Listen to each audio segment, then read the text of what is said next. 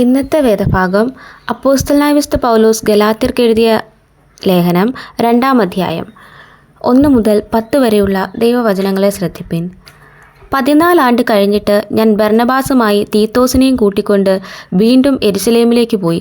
ഞാനൊരു വെളിപ്പാടനുസരിച്ചത്രേ പോയത്.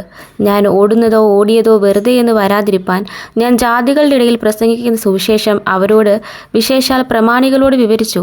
എൻ്റെ കൂടെയുള്ള തീത്തോസ് യവനനെങ്കിലും പരിച്ഛേദന ഏൽപ്പാൻ അവനെ ആരും നിർബന്ധിച്ചില്ല. അതോ നുഴഞ്ഞു വന്ന കള്ള സഹോദരന്മാർ നിമിത്തമായിരുന്നു. അവർ നമ്മെ അടിമപ്പെടുത്തേണ്ടതിന് ക്രിസ്തുവേശുവിൽ നമുക്കുള്ള സ്വാതന്ത്ര്യം ഒറ്റുനോക്കുവാൻ നുഴഞ്ഞു വന്നിരുന്നു. സുവിശേഷത്തിൻ്റെ സത്യം നിങ്ങളോടുകൂടെ നിലനിൽക്കേണ്ടതിന് ഞങ്ങൾ അവർക്ക് ഒരു നാഴിക പോലും വഴങ്ങിക്കൊടുത്തില്ല. പ്രമാണികളായവരോ അവർ പണ്ടെങ്ങനെയുള്ളവരായിരുന്നാലും എനിക്കേതുമില്ല. ദൈവം മനുഷ്യൻ്റെ മുഖം നോക്കുന്നില്ല. പ്രമാണികൾ എനിക്ക് ഒന്നും ഗ്രഹിപ്പിച്ചു തന്നിട്ടില്ല.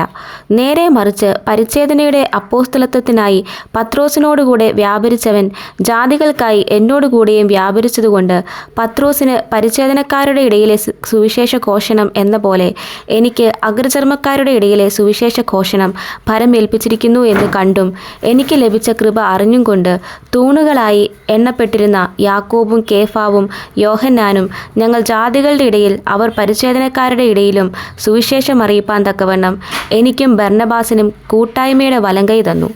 ദരിദ്രരെ ഞങ്ങൾ ഓർത്തുകൊള്ളണമെന്ന് മാത്രം അവർ പറഞ്ഞു. അങ്ങനെ ചെയ്യുവാൻ ഞാൻ ഉത്സാഹിച്ചുമിരിക്കുന്നു. ഈ വചനങ്ങളാൽ ദൈവം നമ്മെ ഏവരെയും അനുഗ്രഹിക്കുമാറാകട്ടെ.